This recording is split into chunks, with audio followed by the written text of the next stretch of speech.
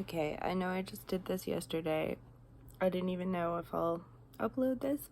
But anyway, it's April 13th, Tuesday. My heart rate is 106 right now. I don't know why. I've been sitting down for a really long time.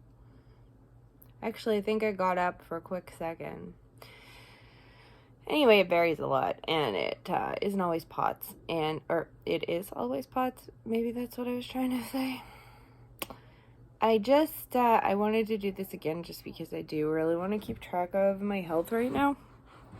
And today is different than yesterday. And yesterday I recorded myself talking like I am right now, except for I feel like the one thing I neglected to talk about is my neck. Because obviously, I can't, that's kind of the elephant in the room sometimes, because I have a condition with my neck that isn't even really recognized in Canada. What is recognized in Canada is the Chiari malformation I had, although mine at 18 millimeters was much longer than what you would normally see with that. Anyway, they offered to, and I'm not saying longer always means it's worse. It definitely doesn't, but it's just an interesting thing to note sometimes. It was really long, stringy. It's still like that. Like what a Chiari malformation is it's probably, well, what they think it is it's a structural malformation. So your skull is just there's not enough room in your skull to contain your brain. So your brain, the bottom part of your cerebellum, so the tonsils, start to herniate into the foramen magnum. I haven't talked about this in so long because this is like, old news for me, because this is something I've been dealing with since like 2010, 2011. I found out I had this. And so for many years with this, we pursued surgeons trying to get help.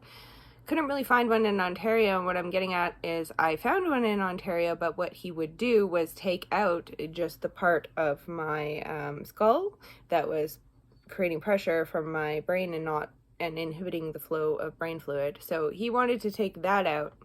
He did not want to fuse. He consulted with the surgeon who did fusions, because this surgeon did not do fusions. He just did Chiari decompression. So he consulted with the surgeon who did fusions. I had an appointment with him as well. They were offering to work together, but the issue was they were going to do like a 2-part surgery. Potentially. So they said, well, they only agreed to do the Chiari malformation decompression. So what I, through my own research, had discovered, when people get that without getting the, if they have noted instability that's been documented, and mine had, it's just, I had gone out of country to get those tests done, so they weren't recognized here. So where am I going? The cat has brought me not a toy, but he thinks it's a toy. It's from... Okay, here you go. You can play with it, I think. It's not dangerous.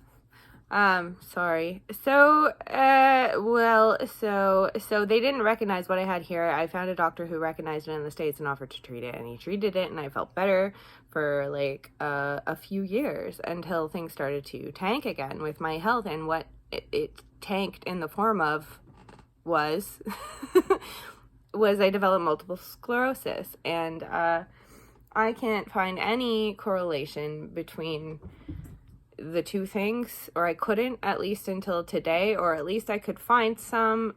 This is me poking around on the internet, which is what, my MS specialist is really opposed to patients seeking advice on Google or information or resources of any kind on Google. And I understand why some doctors are hesitant or have issues with that. I do too, because you can end up self-diagnosing with something wrong, that definitely can happen. But for people like me, I'm talking really fast, and this is something I've noticed since I started taking these supplements. So I'm being treated for chronic inflammatory response syndrome. Wow, I'm going all over the place.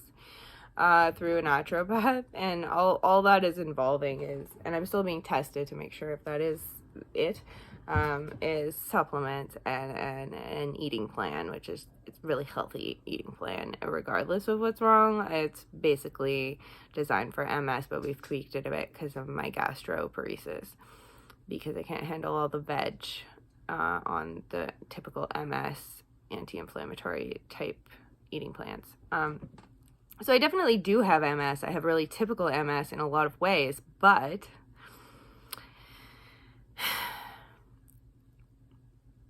I cannot buy into this theory that, you know, I just have MS and I just have all these other health problems before that, and the MS just came up years afterward and there's no correlation and I just have bad luck. Like, that's what my doctors that I can get funded for by OHIP would love me to think, and even my surgeon that I paid out of country for, that I'm still paying off the surgery monthly. My family is wonderful, but you know, what do surgeons specialize in? Surgery. So there's I don't know, I obviously can't keep my thoughts straight, but I wanted to talk about my neck. I had craniocervical instability, an 18 millimeter Chiari malformation. I had it treated.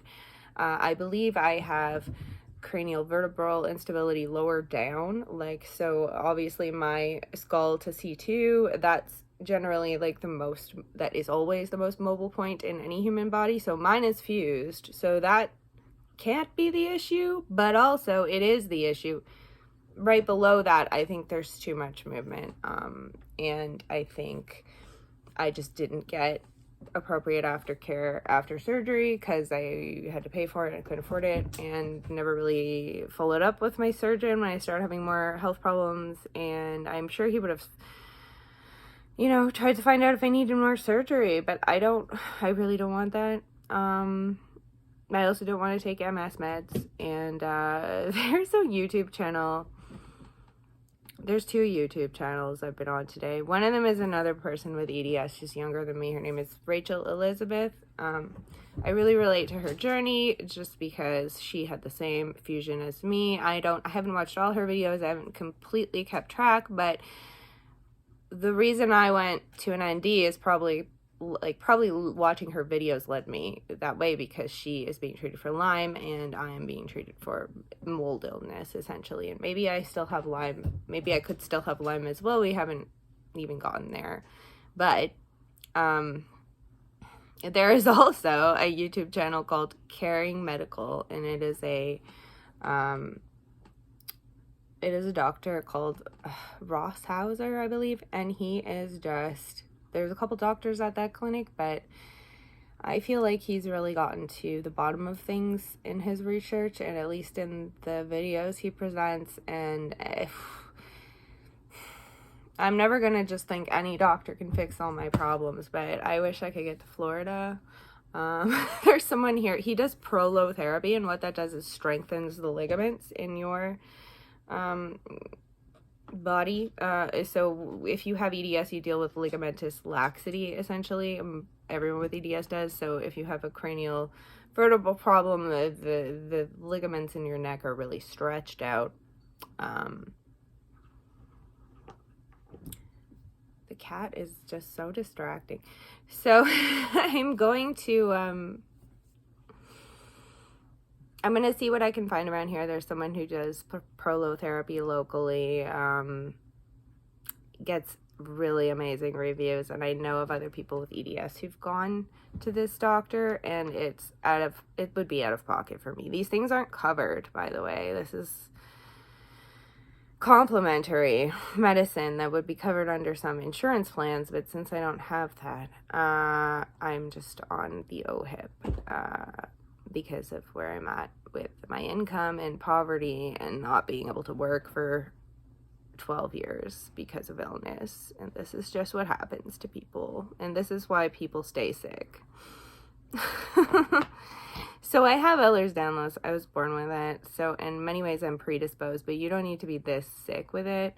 Although there are so many people who are so sick and dying from what I have, and they have feeding tubes. And then there's been a couple of YouTubers I'm not going to name, younger than me, passed away in the past, very recently, one of them, and the other one a couple years or a year ago, and gastro symptoms really bad, tubes, ports, things, you know, it can go down that route, and it hasn't for me, and I'm really fortunate. But I have MS, and I have recurrent optic neuritis, and my hand is constantly numb, and my feet are constantly numb. It's a different kind of numbness in both.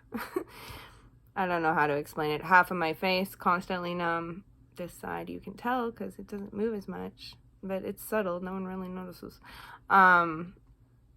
There's just all these things that, you know, the functional medicine naturopath is bringing me in the right direction, but I need some help with my neck, and we're really lacking where I live, which is, I'm gonna say this is general, but I live in Ottawa, Ontario, so I'm in the capital of Canada. I go to the MS clinic here. It hasn't helped me. Nothing here has helped me unless I've paid out of pocket. Like, honestly, I hate to say it. That's our system. So today I just don't want to get carried away, but I really think I need to figure out this neck thing, because this neck thing could be the root of it all in a sense. Apparently, craniovertebral instability can lead to things like MS and optic neuritis, which, you know, I didn't really find any really sure information on until today, and it was a YouTube video. You know, even though I've been reading medical books and articles, Caring Medical in Florida. So check it out if you're in this boat too, or a similar one. I mean, there is someone in Ottawa who I'm looking at, but I don't know how. What I've heard is that the Caring Medical is the place, you know. So maybe I can figure something out here that maybe they still won't understand, because that's what I'm used to. Just not being understood by doctors is like the one thing I've experienced, like, in my life. It has defined me in ways that I just wish it didn't. Anyway, that's it for now. My neck. There's something going on with my neck, and I can't just work on all of this systemic stuff without that, because that is also a huge component, if not possibly the main component. So wish me luck. Thank you.